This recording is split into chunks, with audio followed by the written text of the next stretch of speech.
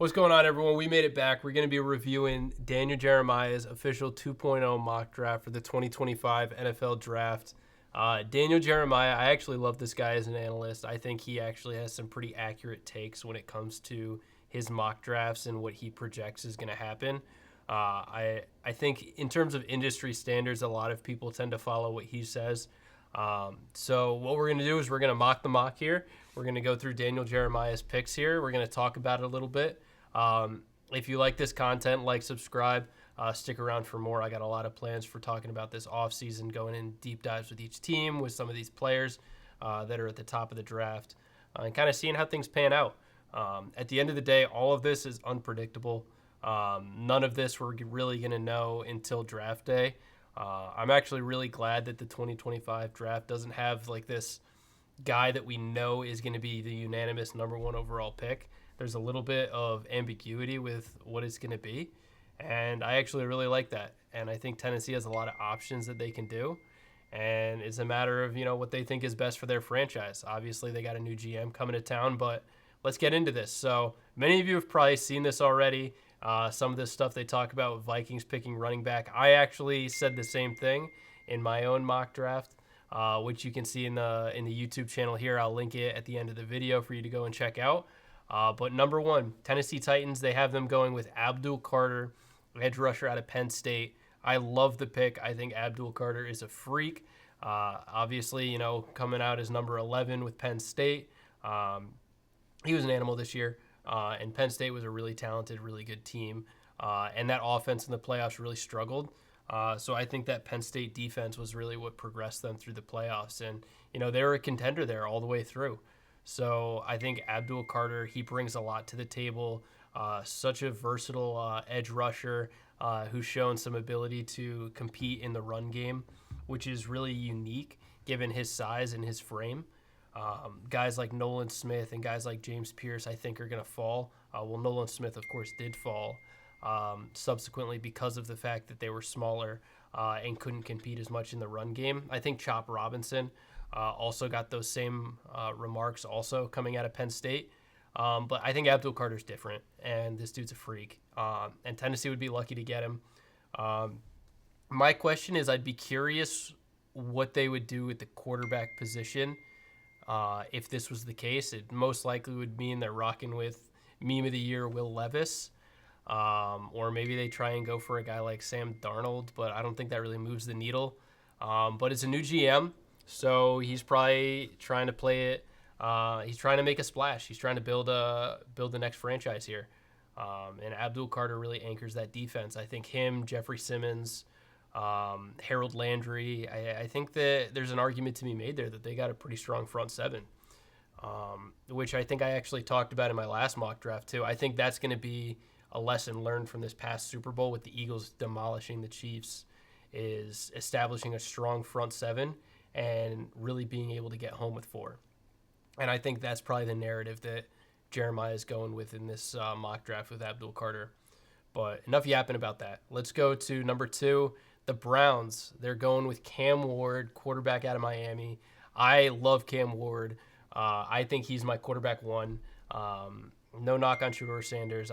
If I was a GM and I needed a quarterback in this draft class, Cam Ward would be my number one option. I love his improvisational skills. I think that the losses that they took this past season were not a fault of Cam Ward. I think he played amazing in most of those games that they lost. And I think he did struggle with turnovers in some of his games, even in some of his wins. There were a lot of ugly wins that they had. But a lot of the time, there's a lot of wins where, it was because of Cam Ward pulling out some late game heroics to make it happen that they were able to stick around as long as they did. And I don't think that Miami would have been the team that they are without Cam Ward. He's an unbelievable talent, and I think any team would be lucky to have him. So the Browns getting him here, obviously Deshaun Watson, the double Achilles tear into the most expensive contract in NFL history, and probably the end of fully guaranteed contracts in all of NFL moving forward. Obviously, the Browns kind of have to deal with that. But they need a future, and Cam Ward certainly provides that. Jerry Jeudy popped off and had a great year last year. Getting him a quarterback that can get him the ball, really sling the ball deep. I love the pairing. I'd be curious to see what they do with wide receivers around Jerry Jeudy. I do think that they need more offensive help. Maybe they try and get a budget option in free agency. Maybe they even take a swing with like Xavier Restrepo and pair the two back together from the Miami days over in Cleveland later on in this draft. But I like their defense. I'm curious what happens with the Myles Garrett situation in this situation. But we don't know what's going to happen with that. Maybe he stays. Maybe he goes. Cam Ward, good pick. I like it. Travis Hunter, the Giants. Oh, Will Campbell, the Patriots. We'll talk about that. But Travis Hunter to the Giants. I like the pick. I think it makes sense. For me, I had Travis Hunter falling in my mock draft. I think he's a talent, but I think he's a tweener, and I think it's really hard for teams to justify picking him because of that. Because if we look at him, I don't think he's the best wide receiver in this class. I think you can make a case for him being the best defensive back, sure. But when he wants to play both sides of the field, then we're looking at snap count, and it's like, do you want your true number one cornerback to be splitting snaps both on the offensive and defensive side of the ball in the NFL? And if I'm drafting a guy that's not going to have that high volume snap count that a number one cornerback needs, then maybe if I want a cornerback, do I look at another option? And I think because of that, he's just an awkward tweener where it's just an unbelievable talent. He can do so many different things on the field, and he can fill so many different holes for a team. But he's just a tweener, and I get why the Giants want him, but I also don't get why the Giants want him because I think that there's other options. Obviously, quarterback is probably what the fans are screaming for. And if they don't go with a quarterback here again, I think you're sealing the GM's fate and Brian Daboll's fate. I think they're as good as toast. And I'm kind of surprised that they're both sticking around after what's happened. But just a couple years ago, Daboll led them with Daniel Jones to the playoffs, right? And so clearly Daboll showed something and just hasn't been able to get that same type of magic since. And they've tried different offensive schemes to make it happen. And I just don't see why another wide receiver getting put in there is going to change that. I don't see how putting another defensive back is going to change that. Their defense, they've got a lot of pieces there. Brian Burns, Kayvon Thibodeau, Dexter Lawrence. I think Isaiah Simmons is going to be gone at linebacker. They let Xavier McKinney walk at safety. I mean, I see why they need a defensive back, but I would have gone with a different position of value. I would have considered probably Shedeur Sanders at this point, obviously, for the GM saving his job. But yeah, you can't go wrong. Travis Hunter, he's a good talent. I don't want to be knocking it too much. But, I mean, I don't know. To each their own. Will Campbell, offensive tackle out of LSU, going to New England. I like the pick. I had the exact same pick as Daniel Jeremiah here. I think you got to protect your franchise guy. I know that they have glaring needs at wide receiver, but I think that there's going to be wide receiver depth that's available. They have a ton of free agent money to spend, and they're probably going to use it to make a splash. But I think Will Campbell is going to be a versatile piece in the interior offensive line that they can move around. I think he's going to translate to guard at the next level. I don't think he's going to stick at tackle. But I think the Patriots has been a franchise that's been known for their offensive lines over the years. And I think it's a no-brainer that they get another strong and franchise offensive lineman like this to help out Drake May and what he does. So love the pick. Great job, Daniel Jeremiah. Mason Graham, I had this exact same pick myself too. I have Jacksonville continuing. I'm going to keep saying this narrative, dude. I think everybody in the NFL now is going to try and bolster their front seven as much as possible. And everybody and their brother, same thing with like the two high safety thing last year. I think everybody's just going to try schemes that require them to be able to get home with four. And part of that, you need strong interior rushing. You need good edges that can contain. And I think Mason Graham is going to give Jacksonville exactly that. You're going to be able to pair Trayvon Walker with Mason Graham and with Josh Hines-Allen. That's going to be a scary front seven and a very tough matchup for the entire AFC South. I love the pick. Mason Graham, I'm really high on this year in this draft. But let's keep it pushing. Number 6, Vegas Raiders, Shedeur Sanders. If he drops this far, then absolutely, given Shedur's connection to Tom Brady and the team's desperate need for a quarterback, I don't think they want to rock with Aiden O'Connell. I think they would be so lucky if Shedeur fell this low for them to be able to pick. Big market. I think the Sanders family will be happy for that. He's certainly going to sell a lot of tickets. I think this is a great pick if he's still there. The board just favored the Raiders super well here. I love it. So Pete Carroll's going to get a quarterback that I think is very accurate. I think that was his big trademark coming out of the draft this year was his accuracy. Yeah, I think he holds the ball too long. I don't think he has the same type of improvisational skills that Cam Ward has. That's just, my own personal opinion. Everybody has their own taste and preferences when it comes to quarterbacks here. And I think Shedeur Sanders can be developed into a franchise guy. I think he's got potential for that. So, yeah, great for the Raiders. Good pick. Jets at 7 going Tyler Warren. Tight ends, tight end is such a weird position because, is valuable because of his versatility and what you can do in, the run game and the pass game. You can line them up with the offensive line. You can have them out wide, almost like a big slot. You can have them match up against linebackers or defensive backs and get some sort of mismatch. So, their versatility makes them valuable, but at the same time, tight end is, not nearly as valuable as edge or quarterback, or I would even say defensive back. I think defensive backs in, a very pass-heavy NFL that we live in now, it makes them a little bit more favorable of a position. But the Jets, they go with Tyler Warren. He's a difference maker. I've always liked Tyler Conklin. He's getting up there in age. I'm not sure. Maybe he's a free agent this year. They're moving on from Aaron Rodgers. Maybe that means that, they keep him on there and let his contract run out, or they, cut him, take on the dead cap, and, go with someone else, whether that be a later pick in this draft or Jordan Travis, someone that they have in-house, or maybe a free agent option. I don't know what Aaron Glenn has in mind. But Tyler Glenn, he's a difference maker. He adds a lot of different versatility. I think Aaron Glenn will probably like this pick. He likes those types of tight ends. I mean, he comes from the Lions, right, with Sam Laporta and what they do. They also, while Aaron Glenn was there, took T.J. Hawkinson, who is another highly touted tight end, and they took him high. So, I mean, there's a precedent there, and I kind of see the vision. I think it's a little high that I would do it.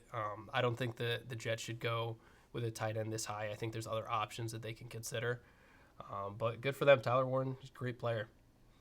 Carolina, they're getting just an absolute freak. Jalen Walker, edge out of Carolina. I like the pick. I think he's an athletic freak, and I think he's a difference maker.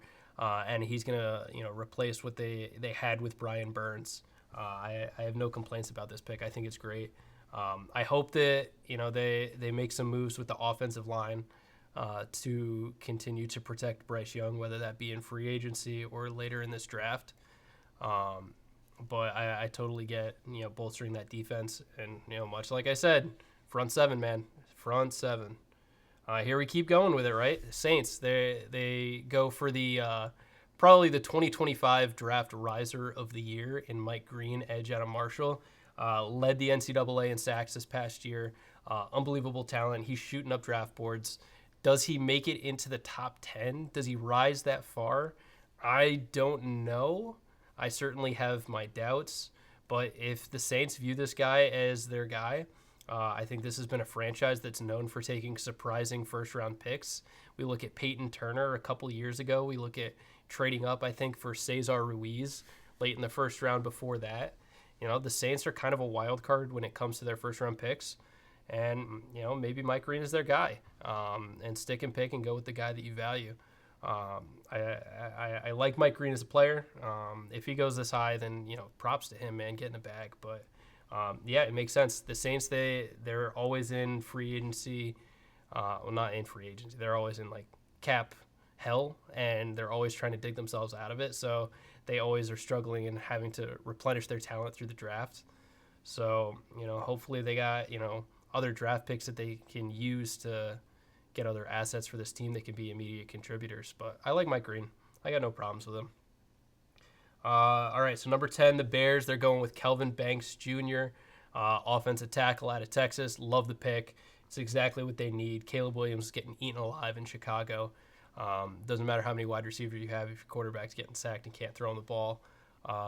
Calvin Banks, great pick. It's exactly what they need. Love Ben Johnson. I'm a Lions guy. Lions and Vols are my teams, for those who don't know. So shout out to him getting some protection for their franchise guy, Caleb Williams.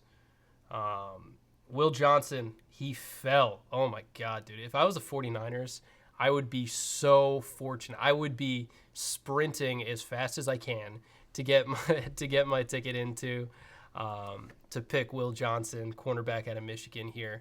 I think he is so good as a defensive back, and I would say he is probably my number one defensive back. I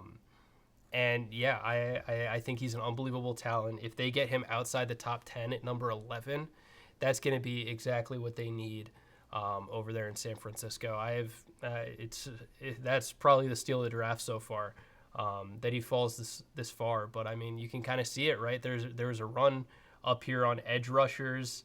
I think you could have considered Will Johnson with the Jets up there at 7. I think if you really wanted a defensive back too, I mean, the Giants, maybe Will Johnson is a more valuable defensive back than Travis Hunter. I think it comes down to your personal preference, what you value more. But shout out to the 49ers. That's a steal. Great pick. Walter Nolan, defensive tackle. So everybody and their brother I've seen leading up to this draft is saying the Cowboys are taking Genty at 12. I, in my own mock draft, agree with Jeremiah here. I don't think they do it. I think they go with another position. They went with Walter Nolan. We're bolstering the front 7. I'm going to continue saying the narrative. I'm going to sound like a broken record. It's what everybody's going to do after that Eagles win. That's going to be the new narrative in football. And the Cowboys are doing the same thing. They've actually tried hitting on this before. They tried with Mozzie Smith, and it didn't really pan out. But they've got Micah Parsons there who they have to pay. I don't know if they've paid him or not yet. I don't really look into the Cowboys nearly as much as I probably should. But, get another interior defensive piece out of Ole Miss. I like him. This high at 12, Jerry's getting his guy, I guess. I haven't seen Walter Nolan going this high, but maybe he's a riser. Maybe he's a guy that pops off at the scouting combine. Maybe he's a guy that impresses well in interviews. But, I agree with the logic that Jeremiah is going with here. And I think that's the takeaway we have to have with these mock drafts is while the players themselves may not be the exact guys that we expect, I think you have to look at these as, the logic that goes into the positions or like the skill set that they're taking or that Daniel Jeremiah is mocking to that position. And I think the narrative that we're seeing flush out with his mock draft here is bolstering the front 7 and getting home with 4 and getting as many athletic pieces that you can rotate in and out to be able to accomplish that throughout the course of an entire game. So Miami, they need offensive line help. Tua is super injury prone. That entire team is super injury prone. You just got to get another guy in that offensive line that can help protect the guy that you paid tons of money to. You need him to stay on the field. And we saw what happened in Miami when Tua got injured and Tyler Huntley came in. It was night and day, totally different team. I mean, say what you want about Tua as a game manager, but his value to that organization and that team, given the scheme, it was night and day. It was clear to see. And they need to get offensive line to help. Tyler Booker out of Alabama, he's a good offensive lineman. Probably going to play interior, though. All right, more offensive line for Indianapolis. Absolutely. I think that they've had this narrative of being a very strong offensive line, but over the years they've gotten older and they've gotten more injury prone, and they need to replenish. They need to get more help there. So, getting another offensive tackle, love it. Yeah, good for them. They don't really need wide receivers, so I'm seeing Luther Burden start to slide a little bit here. Does someone consider trading up for Luther Burden? Maybe. But I don't think the Colts are that team. They have tons of wide receiver help. I think the Colts probably would have considered tight end or defense in this situation if the right guy was there. I think this is a team that also would have been in the market for Tyler Warren if he slid far enough. But they went with an offensive tackle. So good for them. And another athletic freak that I think fell in this draft here. I think Atlanta would be very lucky to come away with Michael Williams at 15. I don't think that happens. I think I would switch Mike Green and Michael Williams in this situation if we're talking about edge rushers, but I think it comes down to team and GM preference when it comes to their players. I think Michael is an athletic freak, and Atlanta has been desperate for some sort of pass rush game out of their defense in a very long time. And, I don't think they've really had like a true dynamic pass rusher since that one Vic Beasley year where he led the NFL in sacks. So they need it. They need as much help as they can get. So I love the pick. It's exactly what they need. More interior defensive line. Daniel Jeremiah knows it, dude. Me and him are speaking the same language here. Kenneth Grant, interior defensive line out of Michigan. I love seeing him rise up to 16. I think he's a guy who could be a riser just because of the fact that I think on tape he's always going to look overshadowed to Mason Graham. But once you see him in the combines, once you see him in interviews, I think teams are going to start to like this guy more and start to separate out him from his co-star there at Michigan. And I think the Cardinals are a team that need to get after the quarterback. I think they were unfortunate enough to see a lot of these top edge rushers go already. I think Arizona would have loved to have Mike Green if he was here. But, those guys went. So they had to go with the next best option that can help them with getting pressure. And that's an interior defensive line. So I love the pick. Shout out to Arizona. They know it. Well, shout out to Jeremiah because he knows what Arizona needs, and he gave him exactly that based off how the board was falling. Jahdae Barron, cornerback out of Texas, going to the Cincinnati Bengals. Yeah, the Bengals need help on defense. That offense can't carry them. That team was a Broncos loss away from being in the playoffs, and it shouldn't have gotten that bad. I think Joe Burrow would have made some damage in the playoffs, but the defense held him back, and you can't keep doing that. So they get a great cornerback. I think this guy was a Thorpe Award winner over Travis Hunter, which I think had some people frustrated, but great pick. Exactly what they need. Cam Taylor-Britt can't be the only guy. I like him as a nickel, but Jahdae Barron can be more of an outside guy. And I think it makes total sense. All right, let's keep going. Seattle, they go with Gray Zabel, interior offensive line out of North Dakota State. Seattle, I've talked about this. I don't really know what they're going to do. I think that team is a really interesting one. They're not really in a position to upgrade quarterback. Gino's getting up there in age, and I feel like that team would like to have some sort of developmental quarterback piece that can eventually take over the reins. But I just don't think that they're going to do that. So, they're going to continue to bolster the offensive line and create a good situation for whoever the next guy is going to be when that opportunity provides itself. Great interior presence. I think it's a solid pick. Good for Seattle. Tampa Bay getting another faller in the draft. I find this very interesting from Jeremiah. He has like such a fall on wide receivers. Luther Burden has fallen. Ted McMillan has fallen all the way to 19. I think if we see wide receivers fall, we're going to see like a Devontae Smith situation. I think a team trades up to take one of these guys. But I think he's not including trades in his mock, which is probably why he's just doing stick and picks for everything and just, kind of playing with that narrative a little bit here. But I don't think there's a world where Ted falls to 19. I think that's ridiculous. I think if Tampa Bay gets him at 19, that's going to be insane. Props to them. I'd be sprinting my ticket in to draft him as well. He's just going to be such a dynamic piece there to be able to take over the reins from Mike Evans. It kind of reminds me of the Mike Evans, Vincent Jackson days, RIP. The Tampa Bay Buccaneers, they just got two freakishly tall guys, great catch radius. Throw it up there, let them catch it. You got Cade Otton coming over the middle doing inline tight end stuff. And then, they've got Jalen McMillan, who's another guy who I like a lot. It makes sense, right? Mike Evans is injury prone and getting up there in age. Chris Godwin is probably going to be leaving. I don't think they franchise tag Godwin. And Jalen McMillan's your only other guy?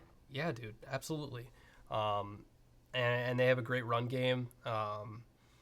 Baker Mayfield needs help, and I love that pick. If he sticks to 19, dude, that's insane. Denver Broncos going tight end, Colson Loveland. I could see them going with a tight end. Yeah, I think it makes sense. I think if they value Colston Loveland this high, I think that's a fair spot to be taking him, tight end out of Michigan. I think the Chargers would be, and Harbaugh would be tearing up a little bit. Just a few picks ahead of them, going with the guy they probably were keeping their eye on. But yeah, great pick. Good for them. I don't really know the Broncos too well either. That's another team I probably should look a little bit more into. But yeah, I have no problem with that. That's a good pick. And dude, Daniel Jeremiah and myself, I think, are on the same wavelength. In my mock draft, I'm shouting it out again. I also had Ashton Jeanty going to Pittsburgh at the 21 spot. I think this is where he goes, contrary to what everybody else believes. I think Pittsburgh is a team most likely to go and acquire a quarterback in free agency, through trade, otherwise. I think they let Najee walk. I don't think that they're going to retain Najee in some sort of long-term deal. And I think they go with Ashton Jeanty at 21 if he falls this way. I think this is a great spot to pick him. I think he would fit so well in Pittsburgh in the, the AFC North? Dude, that's a great pick for them. I like that offensive line. And I like the pairing with Jaylen Warren. I think this is a great pick, and I totally agree. Totally agree. Omarion Hampton going at 22 to the Chargers.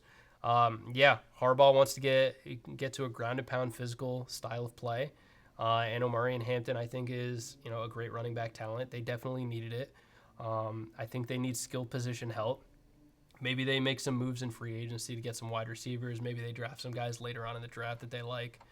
Yeah, I like this pick. I think it makes a lot of sense. I mean, J.K. Dobbins, super injury prone. Gus Edwards is not going to be a long-term guy. He's more of just a power back and a role piece. I don't think he's anything, worth not considering a running back at this spot for.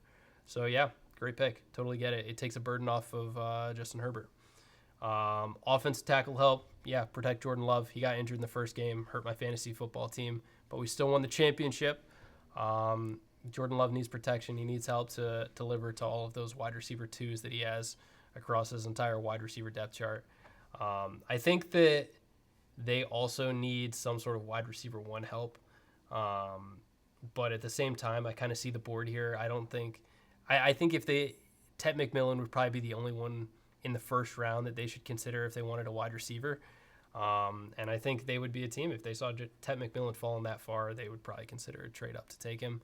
So you have that true wide receiver one. Christian Watson obviously is done for the year. And then you've got Romeo Doubs, and who's injury prone. And then you've got Jaden Reed, who's a good run after catch slot guy. And I don't think Luther Burden would be that for them either. I think he's a little redundant with what Jaden Reed brings to the table. So Josh Simmons, offensive tackle, protector, quarterback who you're paying tons of money to. Love it. Great pick. And they're coming off now, 2 first rounds in back-to-back drafts of taking offensive line help. Yeah, I like the vision. I see what they're trying to do. And protect the guy you've invested tons into. Now, this is where we get interesting. So Minnesota, I had taking Omarion Hampton. I thought that was going to be where the second running back went off the board. So because the Chargers went running back, Jeremiah has the Vikings going TreVeyon Henderson, running back at Ohio State. I find it interesting that he values TreVeyon Henderson over Quinshon Judkins, the other Ohio State running back. I think it's probably a skill set thing. TreVeyon Henderson is more of a thumper. And maybe they're looking for more of a power back, more of a goal line type of guy. Aaron Jones, we don't know what his status is going to be since he's going to free agency. They have Ty Chandler, who's more of your elusive back, kind of third down back kind of guy. I don't really know what TreVeyon Henderson provides you in the pass game, though. I mean, he's probably gonna help you as a blocker, but as a receiving back out of the backfield, I don't think he's that. So I'm curious what this means. They're probably just gonna rely on Jordan Addison, Justin Jefferson, T.J. Hawkinson, keep Henderson back as a blocker, and create space and time for J.J. McCarthy. I think it makes sense. Yeah, that's got to be what the vision is here, because I could certainly see a world where you value TreVeyon Henderson for his blocking over Quinshon Judkins, and that's the only logic that I can think of to justify it. But yeah, good for them. They're getting a running back. That's exactly what I said they'd do. If TreVeyon Henderson is the best guy on the board, then he's the best guy on the board to them. Houston going wide receiver. I totally agree. They need wide receiver help. Nico Collins injury prone. Tank Dell out for the year most likely. Emeka Egbuka, it's a great pick at Ohio State, pairing up with former teammate. I think it's a great culture fit, and I think it makes tons of sense. So shout out to Houston. No qualms there. Darius Alexander, Texas offensive lineman. Good for them. The Rams getting more protection. I think the Rams team is one that I also don't know what's going to happen here. They're just so unpredictable, man, because it's just, there's Matthew Stafford trade rumors. There's Cooper Kupp trade rumors. And that's going to change the entire landscape of this offense and the identity of this team. Obviously, they have a strong young defense that is up and coming and is really going to be a beneficial thing to have for them. But, yeah, I mean, no matter what happens, you're going to need to be able to protect the quarterback. Everybody in this draft is seeing that, they're trying to bolster that front seven. You need guys who can prevent that. You need guys that can stop the other team from getting to the quarterback so we can do all of Sean McVay's crazy offensive schemes. So, yeah, sure, get an offensive lineman. Love the pick. Good for them. Let's keep it going. Last couple of picks here. Another faller. I had this guy falling too, and I felt guilty about it. I might have had him going to the Ravens. I can't remember if I did, but I can double check, I guess. But Shamar Stewart, edge rusher out of Texas A&M. Had a little bit of a down year at Texas A&M, but intangibles wise, size wise, frame wise, he checks a lot of boxes for people. And once again, bolster that front seven. You want to have a lot of rotation there, and you want to be able to get home with 4. And Shamar Stewart, I think, is going to be another piece that you can add into that Ravens team to get pressure. And for them, that AFC is going to be tough, man. You got to get after Joe Burrow. You got to get after Pat Mahomes. You got to get after Josh Allen. AFC's loaded with quarterbacks. You need talented guys in that rotation on the defense that can get after and chase those guys and cause a disruption. So, yeah, I love the pick. They got to contend for a Super Bowl, and it starts with stopping those quarterbacks. Then right here we've got Ohio State, Donovan Jackson. They're going with another offensive guard out of Ohio State. I'm a little bit – I get why you want to always get offensive linemen. It makes sense, but for me, I think they need edge. I think Aiden Hutchinson needs help, and I think Josh Paschal is just not the guy. They've got money to spend in free agency, so I think the logic here is that they spend some money getting another edge rusher to complement Aiden Hutchinson so they don't have to do it here in the draft. And if you look at how the draft has fallen at 28 here, a lot of the edge rushers they probably would have wanted to get have already gone. I think Jack Sawyer's still on the board also out of Ohio State. I would have considered him and creating a little in-house rivalry of Ohio State, Michigan. That's what I did in the draft for them. But, you got to be able to protect the quarterback. And, with so many coordinators leaving, I think there's going to be a lot more pressure on Jared Goff to be a calm constant for this offense. So, maintaining that he's got strong protection up front for him, it's the Lions' way, I guess. But I think they need edge, and I just hope if this is the guy they take in the draft, they've addressed edge already in free agency or through trade maybe, Jahad Campbell, linebacker, Alabama. I love this guy. I think he's super versatile as a linebacker. You can literally play this guy everywhere. You can play him as an outside linebacker. You can play him as a Mike. You can play him wherever you need him to be. And I think that's why a lot of teams are going to value him. While he is truly a linebacker, I think he's versatile in that skill set, and you can put him everywhere. So no matter if you have injuries or what scheme you're trying to run, you can put him where you need to.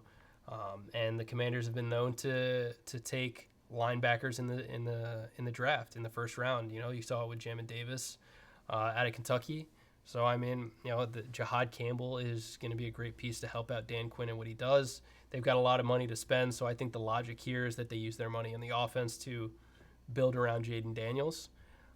But they're another team that I think they need that wide receiver 2 next to Terry McLaurin. And if Terry's your deep threat, dude, Luther Burden doing some run after catch stuff underneath, I think that makes a lot of sense for them. And I think Luther Burden would be an interesting splash here, but maybe they like Diami Brown, who popped off in the playoffs for them, maybe give him an expanded role, I guess. But, good for them. Jahad Campbell, I like him. I think he has a strong skill set. He'll definitely help that defense. Buffalo, I had them going wide receiver. I might have actually given them Matthew Golden here too.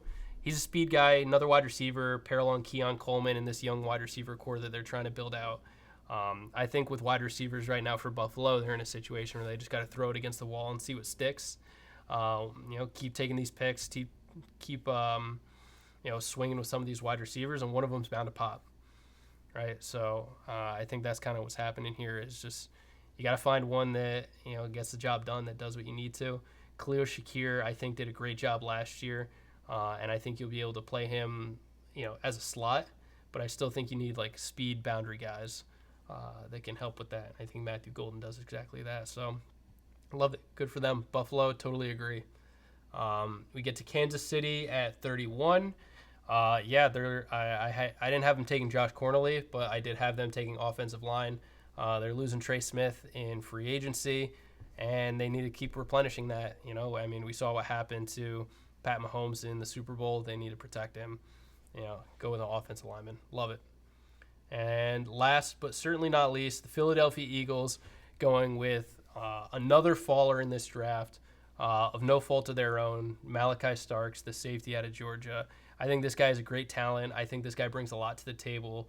I think he is penalized for playing a very unsexy position as a safety, a position that's not valued nearly as highly. But just an unbelievable talent. And I think the Eagles getting another defensive back this talented is going to be insane. And I think everybody and their brother will be rioting in the streets if this happens, aside from the Philly fans who will already be there waiting for him. But this would be insane for the Eagles. They would have Quinyon Mitchell, Cooper DeJean, Darius Slay if he sticks around, Malachi Starks, Reed Blankenship, then that insane front seven. If it were up to me, though, I think you're probably losing Josh Sweat in free agency. I think he goes and chases a bag after that Super Bowl performance that he had. So for them, if I was Howie, I would have considered getting another edge rusher. If there's a guy that you liked at edge, Jack Sawyer is still on the board here. He's a guy that slips into the second round. James Pierce Jr. is still there out of Tennessee. I think James Pierce is a little bit more redundant to what Nolan Smith brings to the table.